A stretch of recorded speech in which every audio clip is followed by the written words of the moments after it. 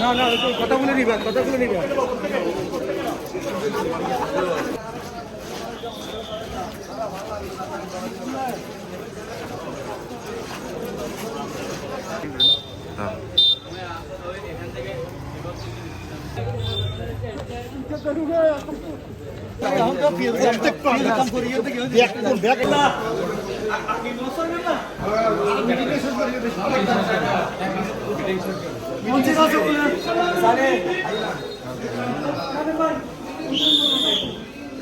যে ওজন স্কেলের কারণে আসলে দরদামের অনেক তারতম্য হয়ে যায় এবং তারা অনেক ভোগান্তির শিকার করে নিতে হয়।